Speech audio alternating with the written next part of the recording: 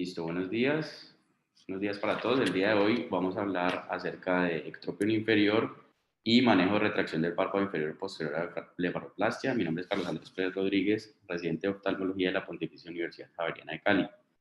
El día de hoy estamos, por supuesto, con la presencia del doctor Antonio Quintero, oftalmólogo especialista en plástica ocular. Entonces vamos a dar una pequeña introducción acerca de lo que es el ectropión. Es una entidad que está presente cuando el margen palpebral se rota hacia afuera y no está en contacto el mismo con el globo ocular. Hay una mayor afección en el párpado inferior, es raro que se presente en el párpado superior y debe diferenciarse de otras malposiciones palpebrales, como son, por ejemplo, la retracción, que se puede dar posterior a algún procedimiento, como lo vamos a ver más adelante, y el entropión, que es lo contrario. La retracción, contrario al ectropión, se refiere al desplazamiento del margen, pero esta vez permanece adherido al globo ocular. Entonces, en cuanto a la etiología, hay varias causas que las vamos a ver en detalle más adelante, que está el ectropión involucional, el cicatricial, paralítico, mecánico o congénito, que en realidad es el menos común. Y hay ciertos factores de tener en cuenta en el momento de intervenir al paciente y que hay que saberlos detectar prequirúrgicamente para, digamos, atenernos a los posibles resultados. Entonces, estos son la laxitud horizontal del párpado, una dehiscencia del retractor del párpado inferior, acortamiento lameral anterior y debilidad del músculo orbicular. En cuanto a las indicaciones de cirugía, entonces podemos tener exposición corneal, que se traduce en un ojo seco y queratitis superficial, debido pues al mal cierre o el cierre insuficiente de los párpados. Queratinización conjuntival por el mismo motivo, puede presentarse hiperemia conjuntival, secreción y sangrado en ocasiones.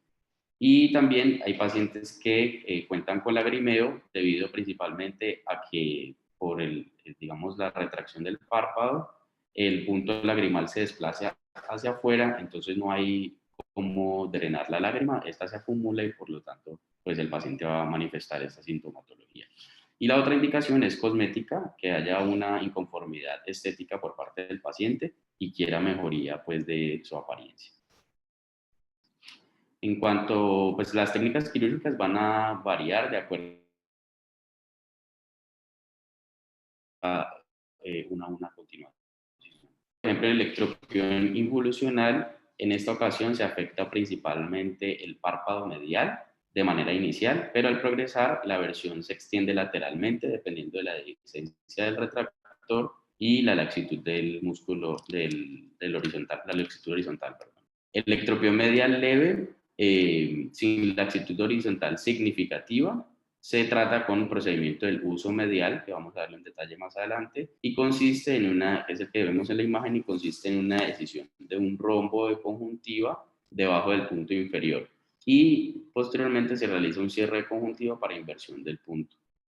En laxitud palpebral horizontal se debe realizar un ajuste palpebral, usualmente mediante una tira tarsal lateral, pues que es la técnica ideal para este tipo de situaciones, y lo que hace es reposicionar el canto desplazado y minimizar cicatriz notable y triquiasis. En cicatrices marginales preexistentes, la técnica de elección es la resección en bloque de espesor completo, y cuando el párpado entero es ectrópico, entonces se combinan tanto la técnica del uso medial con la tirada tarsal lateral. Entonces vamos a hablar primero de la tirada tarsal lateral o lateral tarsal strip, que es la técnica pues más usada, como ya lo hemos mencionado, para la ectropión involucional. El objetivo es restablecer la fijación lateral del párpado inferior y el canto lateral.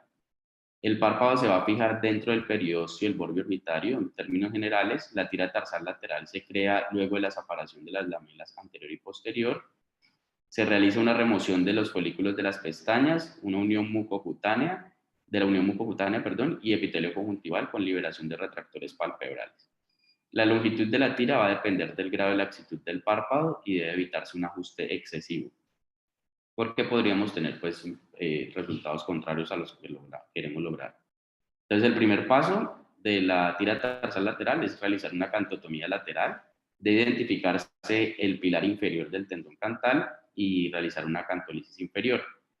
Y en este paso hay una exposición del periósteo del borde orbitario lateral, como se ve en la imagen.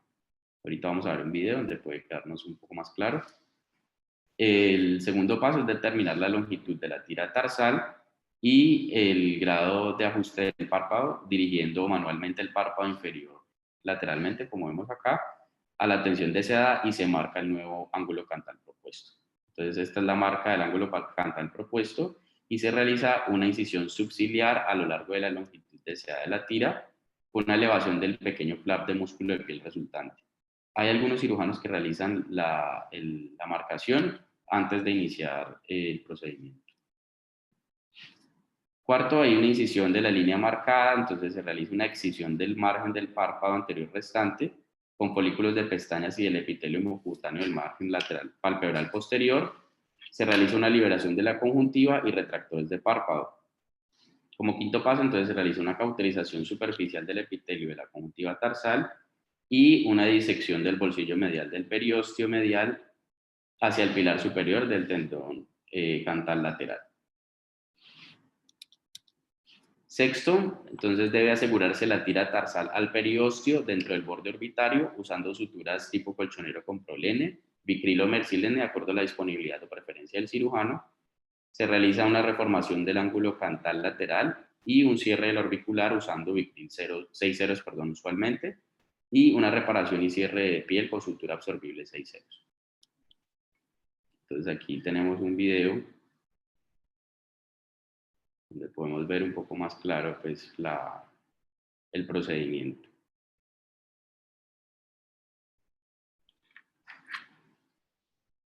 Entonces lo que se hace en el paso 1 es, por ejemplo en este caso, como les he mencionado, es marcar la incisión. Entonces lo realizan previo a realizar alguna intervención.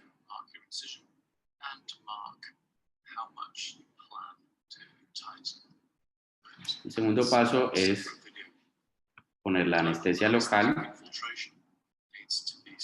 justo en las regiones que vamos a intervenir.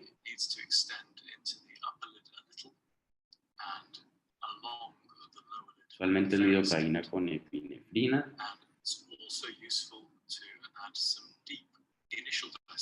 En el tercer paso se hace una disección al orbitario, hacia el borde orbitario.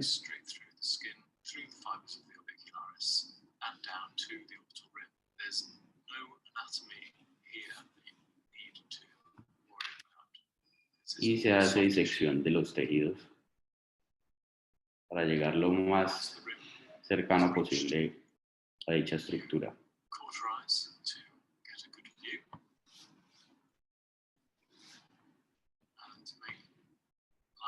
Después hay una exposición del borde orbitario, puede ser con hisopos, por ejemplo.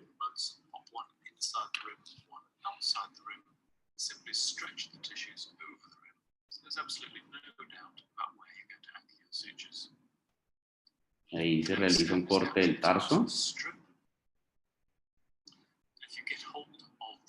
Y en ese corte del tarso se hace una remoción a nivel del margen palpebral.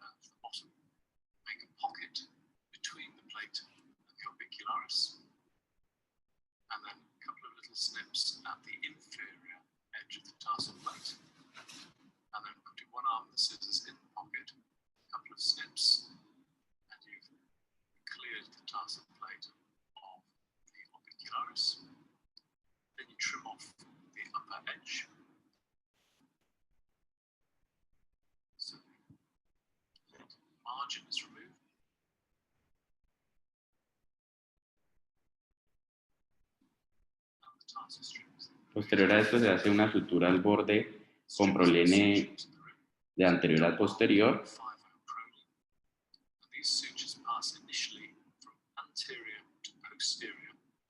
Y al realizar el paso de la sutura, digamos, pues se verifica o se chequea tener pues un control completo del párpado.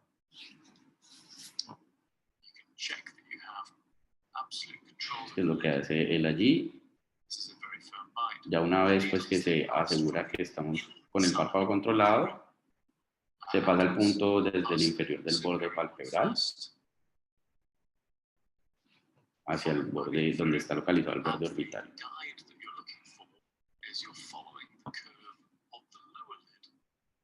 towards the rim, and this should put the lateral canthus in the right position.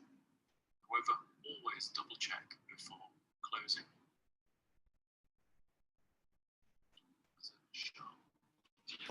El séptimo paso es realizar el cierre del músculo orbicular. Ahí se corta el exceso de piel, como podemos ver en el video.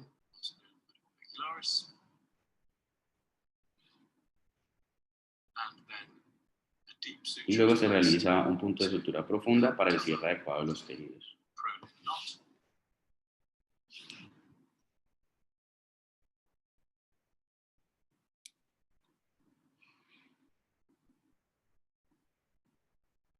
This is a 6-0 microsuture. Then a commissuroplasty goes from inside is to Y el último paso es el cierre de la piel. from one end to the other to close the skin.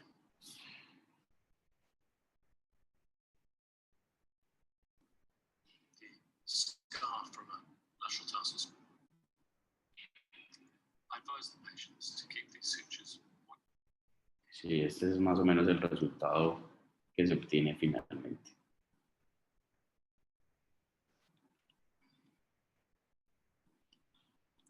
Este es un ejemplo de una paciente del doctor, cortesía del doctor Antonio Quintero, en la cual se le realizó pues, este tipo de procedimiento, la tira tarsal lateral. Esta es una imagen prequirúrgica donde podemos ver una retracción en ambos ojos posterior a blefaroplastia. La segunda imagen es un control a los 5 días posoperatorio, donde se ve pues, digamos las suturas pues, finales del procedimiento y un poco de equimosis. Y el resultado final, que este es aproximadamente un mes después de la intervención, donde podemos ver una mejoría notable de, mejor dicho, una ausencia total de la retracción que presentaba inicialmente. El electropono involucional también puede tratarse con el procedimiento de uso medial. Este puede realizarse cuando la dehiscencia del retractor causa un ectropión medial que no puede corregirse completamente con un ajuste horizontal del párpado. Es un método que puede ser efectivo en reparación de esta entidad en pacientes con dehiscencia del retractor que no tengan laxitud del párpado. Y consiste en que después de que se realiza un corte de la conjuntiva redundante y el tejido subconjuntival, se realiza una sutura en colchonero espesor total para avanzar los retractores palpebrales y rotar el margen palpebral hacia adentro. Entonces vamos a verlo en imágenes y luego en video. Primero, se realiza un clap al exceso de la conjuntiva y a los retractores atenuados al párpado medial, como vemos en la gráfica. Segundo, se realiza una excisión de la conjuntiva y de los retractores atenuados, quedando más o menos pues, esta incisión con un borde del retractor del párpado inferior expuesto. Entonces, al lograr exponer el retractor del párpado inferior, se realiza una sutura 5 ceros, usualmente doble armada, para la rotación del mismo. Y como paso inicial también se realiza una incisión para la salida de la sutura, que digamos es la que permite tener la posición final del párpado, que es esta. Entonces este es un video también del procedimiento.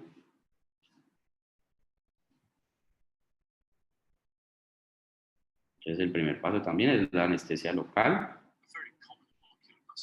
que se aplica en el borde orbitario y a nivel transconjuntival.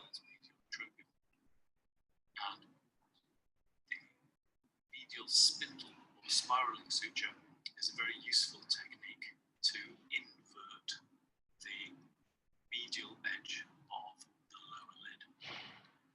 Some local anesthetic is first placed at the orbital rim and transconjunctivally. El segundo paso es realizar el abrir el espacio por donde saldrá la sutura, como ya les había mencionado. Se palpa el borde orbitario y se realiza una pequeña incisión, que es por donde vamos a sacar la punta de la aguja cuando ya estemos en el paso final del procedimiento.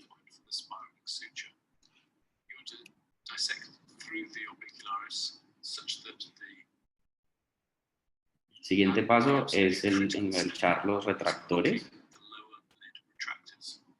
Este es el paso crítico de la cirugía, y en el cual se realiza pues una excisión de la conjuntiva, cuyo propósito es permitir el acceso a los retractores del párpado inferior, y se realiza como este pequeño bolsillo porque tienen una íntima relación con la conjuntiva.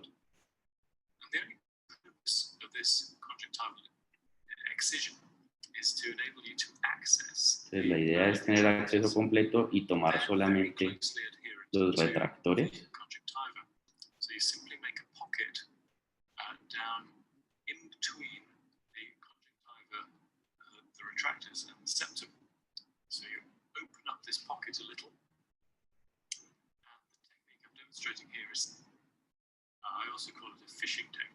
Entonces, cuando se han detectado los retractores, se realiza un punto de sutura para engancharlos.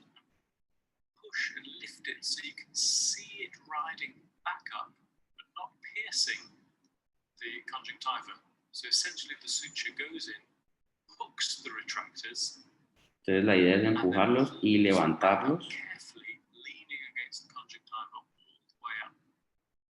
para que estén separados de la conjuntiva.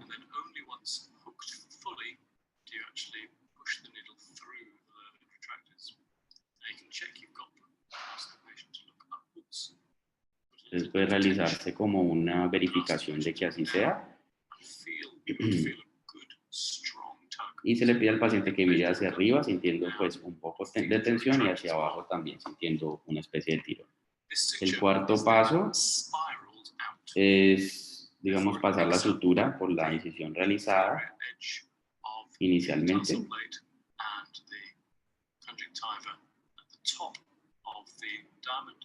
Para hacer el cierre pues de la conjuntiva, y una vez realizado se anuda y se pasa por el punto de salida que ya hemos creado en el paso 2.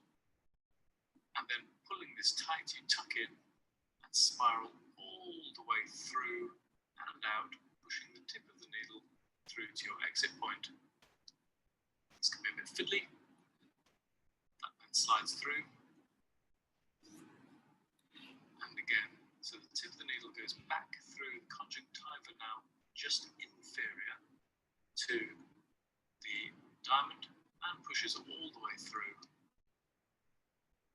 and out. Once both the needles are through, cut off one of the needles. Entonces, al ajustar el nudo y realizar,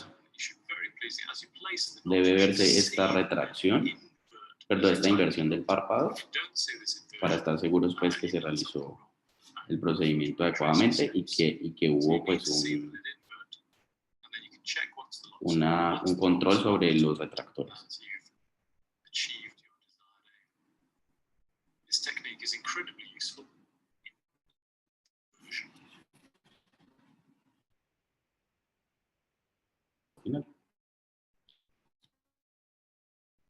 En casos de reconstrucción del retractor, entonces en el ectropio involucional avanzado hay una rotación marginal externa que se extiende lateralmente y que es secundaria a una dehiscencia progresiva del retractor. Entonces en este caso se hace una incisión transconjuntival en el párpado, en la región del párpado, donde el avance del retractor es requerido, una excisión de la conjuntiva redundante y de tejido subcutáneo y un avance de los retractores usando sutura de colchonero de espesor completo, 5 ceros de doble armada absorbible. En ectropio cicatricial, entonces en esta ocasión, pues el acortamiento de la lamela anterior del párpado inferior puede ocurrir después de realizar, o después de que haya un daño actínico de la piel, un trauma, procedimientos como la blefaroplastia misma, lesiones malignas infiltrativas o realización de biopsias, y mala posición del párpado de larga data como causas, ya sea por causas involutivas o paralíticas. Entonces en la imagen podemos ver un ectropio cicatricial con la cicatriz correspondiente, y también lo podemos ver en una paciente también cortesía del doctor Antonio Quintero.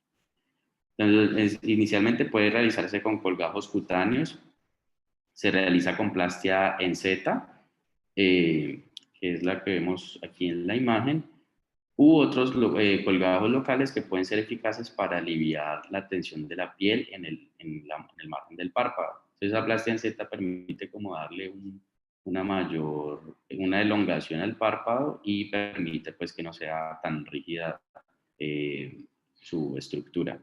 Entonces, en escasez de piel y descenso de mejillas, debe realizarse procedimientos de estiramiento de la parte media de la cara para aumentar la altura laminar anterior vertical. En injertos de piel de espesor total, pues también es otra opción que tenemos para resolver el ectropión cicatricial y se usa, por ejemplo, en cicatrices lamelares anteriores importantes. Tiene una laxitud horizontal significativa que requiere un tratamiento simultáneo con procedimientos de tira tarsal, como el que ya hemos revisado. Entonces, primero, cuando hay una cicatriz, la incisión en el borde se realiza en el borde superior de la misma, se realiza una disección del tejido, una disección subcutánea que libera la cicatriz, mientras se desarrolla un lecho receptor liso para el injerto. Se realiza una medición del defecto cutáneo con el párpado en posición normal. Posteriormente, se realiza incisión, disección y cierre del sitio donante del injerto. El quinto paso es que el injerto se coloca en posición, como vemos en la imagen B, se recorta con precisión, pues de acuerdo a las dimensiones que estamos viendo, y se sutura en su lugar con una sutura absorbible. Pueden realizarse o ayudarse también, o se debe ayudar de suturas de vendaje y amarre con reforzamientos, como el que vemos acá, que van a evitar el desplazamiento del injerto y la acumulación del líquido. Y este sería pues el resultado final. Entonces es otro video donde vemos este procedimiento.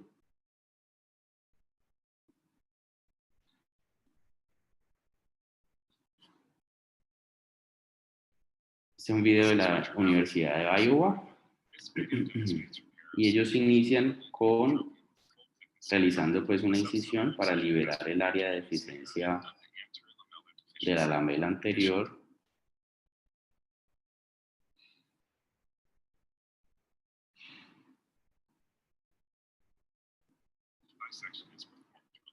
y posteriormente se realiza una disección adicional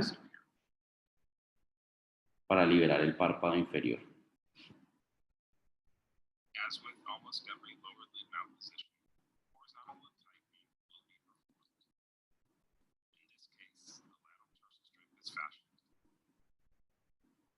Dissection is carried out between the anterior postmilella. Ahí se realiza la técnica de tira tarsal lateral.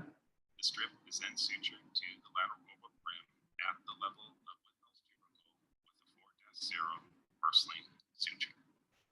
Diseca, pues ya se disecó entre la lamela anterior y posterior y posteriormente se realiza una plantilla, un molde pues del tamaño del defecto. Este se corta y se coloca sobre el defecto para verificar que las dimensiones sean las correctas.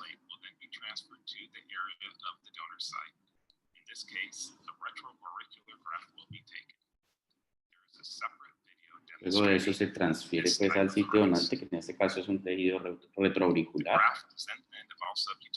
Se corta y el colgajo se ubica en posición y se sutura con puntos simples usualmente. Se recomienda que los puntos se corten largos.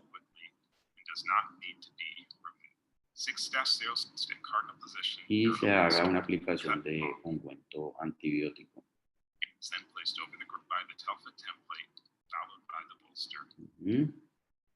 Posteriormente se coloca el reforzador.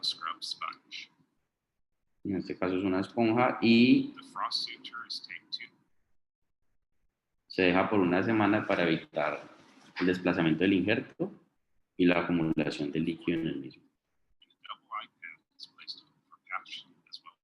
Ahora vamos a ver unas imágenes también del doctor Quintero, donde vemos este procedimiento un poco más adelante. El ectropión paralítico es otro tipo de ectropión en el cual, pues, digamos, se requiere, que la contractura del orbicular intacto mantenga la posición del párpado y su función, y cuando es débil, la latitud horizontal del párpado puede ser exagerada, como vemos en la imagen. Entonces la corrección se realiza con la técnica de tira tarsal lateral, cantoplastia medial y tarsorrafia lateral limitada. Entonces, inicialmente, pues la cantoplastia medial, que es este que vemos acá, se hace cuando la debilidad del orbicular es la causa. Usualmente hay una retracción del párpado medial y ampliación del canto. Y pues la cantoplastia lo que busca es reducir el ángulo del canto medial para mejorar su exposición. Entonces el primer paso es la colocación de sondas de Bowman en los canalículos superior e inferior, como vemos acá, y la sonda de Bowman es esta que vemos en la imagen del lado. Se realiza una incisión de piel a lo largo de la unión de cada párpado, extendiéndose desde el ángulo cantal hasta 1 o 2 milímetros del punto lagrimal, como vemos acá. Se realiza elevación de flaps de piel superior e inferiormente mediante suturas. Se realiza una escisión de la conjuntiva palpebral adyacente a los tendones cantales y canalículos subyacentes. Se cierra el ángulo cantal medial, como vemos acá, con puntos simples de Vicry, respetando pues el sistema canalicular. Se realiza una confirmación de que no haya compromiso de los canalículos y por último se realiza un cierre de piel con sutura absorbible 6 ceros, usualmente. Los cuidados posoperatorios de estos procedimientos es realizar un ungüento antibiótico tópico, indicar un ungüento antibiótico tópico, retiro de suturas una semana posoperatorio y en casos de injerto de piel, remoción del refuerzo dentro de los 5 o 8 días iniciales. Y la lubricación del mismo antes y después de la extracción del refuerzo es vital para la salud y supervivencia del injerto. Entonces las perlas pues desde el manejo electropion es que si el punto lagrimal es visible casualmente en reposo, estamos frente a un ectropion. Si la tensión apropiada, digamos la tensión apropiada del párpado con reposo como del mismo sobre el globo es lo que debemos lograr idealmente. En ectropion crónico puede causarse un edema al margen palpebral y triquiasis sintomática. La piel palpebral inadecuada puede identificarse con mirada hacia arriba y apertura bucal amplia. Y el lagrimeo en electropio paralítico multifactorial puede deberse a una mala posición del punto lagrimal, efecto reflejo por resequedad y disfunción de la bomba.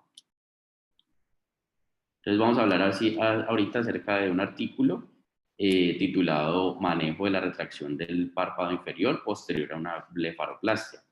Es un artículo que fue escrito por Amy Patel, Yao Wang y Guy Massery, que son oftalmólogos especialistas en oncología, en plástica ocular de Beverly Hills, California. Trabajan también, hacen parte del Centro Médico Cedars-Sinai y son parte del Departamento de Oftalmología de la Universidad del Sur de California en Los Ángeles. Entonces, en este artículo, pues se habla básicamente del manejo de la retracción del párpado inferior posterior a procedimientos como la blefaroplastia, y esto consiste en una malposición de dicha estructura que puede llegar a causar un deterioro funcional, alteración estética y trauma psicológico para el paciente. Su corrección quirúrgica es difícil, requiere un entrenamiento especializado y la capacidad de manejar la biología tisular posoperatoria, incluida la contracción del tejido y la cicatrización de las heridas. Debe tenerse en cuenta antes de decidir intervenir este tipo de pacientes que esto puede llevar a un estrés mental, físico y psicológico, tanto para el paciente como para el cirujano. La etiología, pues básicamente son las cirugías realizadas principalmente vía transcutánea en el 6 al 20% de los casos, y hay unos 3 déficits principales que son la laxitud palpebral no tratada, el acortamiento lamelar anterior, ya sea de piel o de músculo, y la cicatriz lamelar media. Entonces, en el artículo mencionaban que Webster y colaboradores recomiendan una suspensión cantal como medida preventiva después de una cirugía transcutánea para evitar este tipo, pues, de, digamos, complicaciones posoperatorias. La satisfacción del paciente es algo que debe tenerse en cuenta también. Se ha descrito que solo se da en un 40% de los casos. El paciente debe escucharse siempre y usualmente las inconformidades están relacionadas con una apariencia cantal anormal, una apertura palpebral horizontal acortada, párpados inferiores con cavidades o huecos y un disconfort cantal y palpebral mal definido. Entonces, para esto es importante tener en cuenta la valoración preoperatoria con el fin de detectar factores que no puedan tratarse con la cirugía estándar. Ellos le llaman cirugía estándar al lifting de la zona media de la cara, injertos espaciadores y cirugía cantal. Y es un procedimiento que se realiza o está establecido desde los años desde 1980 exactamente. Entonces, los factores que, digamos, no pueden tratarse con este procedimiento y pueden tener otro tipo de resolución sin necesidad de que sea por esta cirugía, son la debilidad del orbicular, el ojo prominente o párpado vector negativo y órbita inferior con párpado inferior con disminución de volumen. Entonces, aunque la cirugía estándar es apropiada en muchos países y muchos pacientes cuando hay déficits primarios en volumen o cuando hay una disparidad topográfica del globo ocular o en región media de la cara, muchas veces las inyecciones de relleno suelen ser suficientes y han producido una alta satisfacción en el paciente. Entonces, por ejemplo, ellos ponían el ejemplo de esta paciente de 36 años, femenina, con una retracción del párpado bilateral del párpado inferior 7 meses después de una blefaroplastia transcutánea de esta estructura. Entonces, hacen una comparación o ponen una imagen comparativa con una mejoría en la posición del párpado 3 meses después de aumento de volumen del párpado inferior con rellenos. Entonces, es una resolución del problema sin necesidad de realizar la cirugía que hemos descrito antes. En los casos de que haya predominio de la debilidad orbicular, la realización de una cirugía de conservación o preservación de este músculo es beneficiosa. Entonces, este es un ejemplo de una paciente de 70 años con una retracción bilateral del párpado inferior, posterior a blefaroplastia inferior transcutánea, como vemos acá. Y esta es la imagen posoperatoria de 1 año después de realizar una recesión del párpado inferior mínimamente invasiva con una preservación del músculo orbicular, permitiendo tener una mejor posición del párpado inferior. Estos son otros ejemplos de pacientes con intentos fallidos de lifting de la zona media de la cara o con topografía o escasez de piel generalizada. Y el injerto de piel pues tiene un papel en la corrección quirúrgica, como es en este caso. Entonces son 2 mujeres, ambas de 60 años, con un injerto de piel en párpado inferior izquierdo después de una blefaroplastia transcutánea. El sitio donante de la primera paciente es el párpado superior del mismo lado, como vemos acá, y de la segunda paciente del área supraclavicular. Entonces son imágenes 2 semanas posoperatorias pues sin las suturas y el resultado posoperatorio final a los 9 meses. Este es un ejemplo de una paciente del doctor Antonio Quintero, donde vemos pues la retracción del párpado posterior a una blefaroplastia. Prequirúrgicamente pues vamos a intervenir. Aquí vemos pues que hay un corte a nivel del párpado inferior, donde se ubica pues el injerto. Este es el injerto ya ubicado. Y posteriormente se pone un reforzamiento, como ya lo hemos visto antes, con el ungüento antibiótico. Este es el control aproximadamente 5 días posoperatorios. Y este es el resultado final. Entonces, donde vemos que hay una completa pues, resolución del defecto. Este es otro caso en casos de prominencia del globo ocular y en pacientes que haya déficit orbicular. Entonces se puede recurrir a la descompresión orbitaria por sí misma o como complemento de la cirugía estándar. Esto ayuda a corregir la retracción del párpado inferior en pacientes, por ejemplo, con enfermedad de Graves y también en pacientes con retracción palpebral posterior a blefaroplastia. Entonces es otro ejemplo que ponían en el artículo, una mujer de 57 años donde hay una retracción palpebral inferior severa posterior a blefaroplastia transcutánea. Se sometió a varios procedimientos en párpado inferior y cantal sin mejoría. Y este es el resultado después de contar con una descompresión orbitaria bilateral combinada con cirugía estándar, que es un resultado de los 10 meses exactamente. Entonces, para la retracción del párpado inferior posterior a blefaroplastia hay una clínica pues, específica en la cual vamos a encontrar unos párpados inferiores retraídos hacia abajo, una exposición escleral, como vemos en la imagen, entre el iris inferior y margen del párpado inferior. Puede presentarse un canto lateral redondeado, fisura palpebral horizontal acortada, desplazamiento medial del canto lateral con intento de cierre palpebral, mala fijación del canto lateral asociada a una limitación del cierre del párpado, párpados inferiores anclados por los tendones cantales medial y lateralmente. Entonces, para detectar, para, digamos, intervenir en este tipo de pacientes, lo recomendable es realizar un protocolo de examen físico, donde la idea es identificar la presencia y, en caso de estar presentes, el grado de 6 posibles déficits distintos. Entonces, primero está en la fuerza del orbicular, que se evalúa pidiéndole al paciente que cierre el ojo con fuerza. Lo normal es que el examinador no pueda abrir el párpado, pero si se logra, entonces hay una debilidad del orbicular detectada. Entonces, se evalúa con una escala subjetiva del 11 al 41, siendo 11 mínimo y 41 máximo, y ocurre en el 86% de los párpados, es bastante frecuente. Segundo, las cicatrices internas del párpado se evalúa con la prueba de tracción forzada, el paciente girando hacia arriba, el párpado inferior se empuja hacia arriba y debe moverse libremente hasta el párpado superior. Si hay una restricción más que leve de la excursión palpebral superior, la prueba es positiva y puede significar que haya una cicatriz palpebral interna. El tercero es la escasez lameral anterior, ya sea de piel o de músculo. Se le pide al paciente que mire hacia arriba. Como vemos en la imagen, en la posición primaria no es tan evidente, pero al ver hacia arriba y abriendo la boca al mismo tiempo, entonces hay una mayor retracción o ectropión franco, y esto se traduce o significa que hay una escasez de tejido. Esto se da en el 79% de los párpados aproximadamente. Cuarto, la pérdida de volumen de la órbita inferior o el párpado. Esta se evalúa subjetivamente mediante la observación de una concavidad significativa en el párpado inferior y se da el 70% de los casos, de los párpados, perdón. Este es un caso que exponían también en el artículo, de un hombre de 56 años con una retracción del párpado inferior posterior a una blefaroplastia inferior transcutánea con un déficit de volumen del párpado inferior y de la órbita.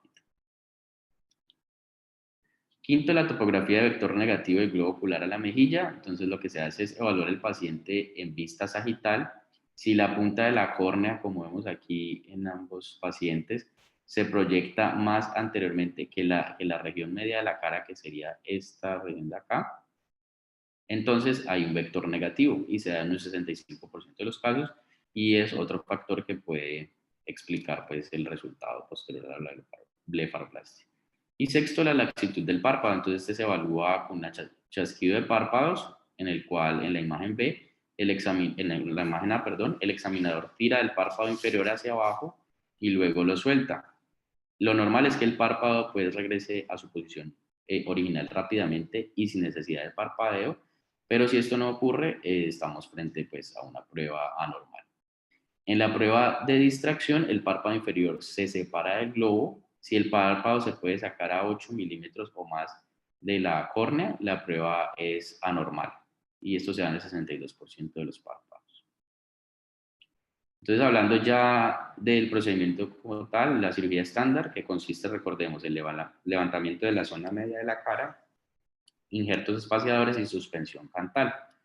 Entonces, es un procedimiento que se realiza bajo anestesia general usualmente. Lo primero es que el cántaro del párpado inferior y la cara media se anestesian, pues, con 3 milímetros de lidocaína con epinefrina. Se realiza cantotomía y cantolisis, incisión subtarsal en párpado inferior por conjuntivo y retractores. Tejidos se enganchan con sutura de tracción de seda 4 ceros usualmente y se fija al paño de la cabeza del paciente. El retractor de desmarres, que es el que vemos en la imagen de arriba, lo que busca es desplazar, o se usa para desplazar el párpado inferior hacia abajo. Realizar una disección en el plano facial postorbicularis hacia el borde orbitario. Un electrocauterio, con electrocauterio o tijeras de Stevens se diseca entre el músculo orbicular y el tabique orbitario, y el borde orbitario debe aislarse del canto medial al lateral. Luego, hay dos planos quirúrgicos para la cirugía del tercio medio facial, que son el subperióstico o el preperióstico, siendo el más, o el preferido, el más comúnmente usado, el preperióstico. La disección de la cara media comienza lateralmente cuando el ligamento órbito-malar se libera justo por encima del periósteo. Una vez que se corta el ligamento órbito-malar, se realiza una disección hasta el ligamento cigomático. Con sutura de prolene 4.0 se engancha el tejido graso profundo del orbicular de la cara media. Se asegura el periósteo del borde orbitario lateral o la fascia temporal profunda anterior para asegurar la parte media de la cara. Y el orbicular preseptal se engancha con una sutura de Vicryl 4.0 usualmente y se fija el periósteo o la fascia temporal profunda. Entonces aquí vemos unas imágenes también expuestas en el artículo. En la imagen A se puede apreciar el abordaje transconjuntival del lifting de la zona media y con un hisopo se apunta hacia el plano de la disección de la cara media preperióstica. En la segunda imagen vemos la grasa profunda del orbicular enganchado con la sutura de prolene 4.0. Y en la tercera imagen, una sutura elevando la parte media de la cara en un vector superolateral, como vemos acá, para reclutar piel que nos sirva pues para el párpado inferior. Para la remoción del injerto, usualmente se toma, en este caso pues se tomó del paladar duro, se inyecta con 1 o 2 cc de lidocaína con epinefrina y pues podemos verificar que está adecuadamente infiltrado porque hay un blanqueamiento de la mucosa. El tamaño del injerto es basado en el grado de la retracción y el déficit del contorno del párpado inferior. Se extrae con una hoja de bisturí u otro dispositivo de corte. Se realiza una disección en plano submucoso fibrográceo con hemostasia, caso pues para el sangrado. Se usa un retenedor dental que es prefabricado luego de extraer el injerto. El injerto se corta a la medida y se pule. Se cose al tarso en la parte superior y la conjuntiva y los retractores en la parte inferior con puntos simples absorbibles de 6 ceros usualmente. Se fija al canto terminal al periósteo del borde orbitario interno con una sutura de Vicryl 4.0 y la sutura pasa a través de la línea gris del párpado inferior y se fija posteriormente. Entonces aquí vemos las imágenes también expuestas en el artículo. En la imagen A, una exposición intraoperatoria y demarcación del injerto del paladar duro, como vemos acá, y vemos pues la palidez del mismo, pues porque ya se ha infiltrado, como ya lo hemos mencionado. En la segunda imagen, pues se realiza una división medida personalizada del injerto del paladar con una preparación de la implantación, con pulimiento si se requiere, pues realizar un corte pues adicional. Y en la tercera imagen se observa un injerto de placa colocado en el espacio palpebral posterior. Y posteriormente, pues la sutura de prolene se anuda para levantar y asegurar la cara media. También se mencionan los cuidados posoperatorios. Primero, el hielo en los párpados 10 minutos por hora mientras esté el paciente despierto por 2 días. Ungüento antibiótico a las suturas. Esteroide tópico cada 8 horas por 1 semana. Retenedor dental para mayor confort del paciente, puesto que hemos tomado el injerto del paladar duro. Gárgaras con solución de lidocaína por la misma razón. Antibiótico oral por 1 semana. Elevación de cabecera de la cama a 30 grados o 2 almohadas por 1 semana. Todo esto en busca del mayor confort posible para el paciente. Y retiro de puntos en 1 o 2 semanas posoperatorias. Este es un ejemplo pues, de 2 pacientes en los cuales se les realizó este procedimiento y en el artículo pues, muestran los resultados. Vemos pues, las retracciones previas y los resultados posoperatorios donde no hay retracción palpebral inferior. Muchas gracias. Bueno, muy bien, Carlos.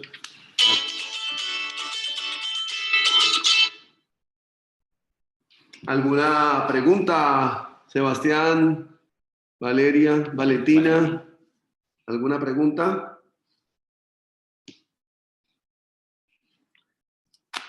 Bueno, solamente algunos comentarios. Muy buena la revisión.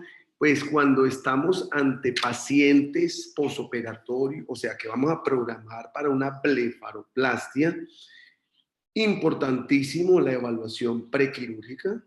Estos pacientes que vienen en nuestros casos, en nuestras manos, en oculoplástica, pues son pacientes con gran cantidad de años, entonces A veces tenemos que evaluar la gran laxitud de piel, entonces uno a veces se anima a retirar demasiada piel y si no programamos y diagnosticamos previo a cirugía si hay laxitud, vamos a terminar con una retracción del párpado inferior. El manejo de la retracción del párpado inferior es compleja. Hay algunos pacientes que no son tan complicados, pero usualmente es compleja porque terminan los pacientes si hay gran pérdida de la lamela anterior. Entonces, importante aprovechar y diferenciar. Podemos tener falta de volumen en la lamela anterior o falta de volumen en la lamela posterior. Si estamos pensando que fue que quitamos mucha piel y con una tira tarsal, con una suspensión del SUF, no mejoramos el paciente, pues lo combinamos con un espaciador anterior de piel. Entonces, solucionamos el problema de la pérdida de tensión del párpado y la falta de volumen de la cara anterior de la lamela anterior. Si por el contrario tenemos una retracción posterior muy marcada, tenemos que pensar en un espaciador posterior y usualmente usamos el paladar duro, podemos usar esclera de banco de ojos y hay otros también injertos que podemos usar en ese tipo de correcciones. Cuando hacemos paladar duro, muy importante lo que mencionaba Carlos ahora, que hay que mandarle a hacerle una placa al paciente previa cirugía, porque cuando se sacan estos injertos pueden haber complicaciones con sangrados en la parte del paladar, y entonces la placa favorece que esa presión no se presente en sangrados en esa zona o coágulos en esa zona que después se vuelve muy desagradable manejarlo, además de que ayudan a la cicatrización y se vuelve más agradable para el paciente el posoperatorio. Yo creo que sería eso los comentarios. No sé si alguno quiere hacer un comentario. Bueno, si no, damos por terminada la sesión de hoy de oculoplástica, que es por la Universidad Javeriana y la Clínica de Oftalmología, que realizamos todos los lunes en este horario nuestra revisión de temas de cirugía plástica ocular. Gracias. Gracias. Gracias. Vale, con gusto.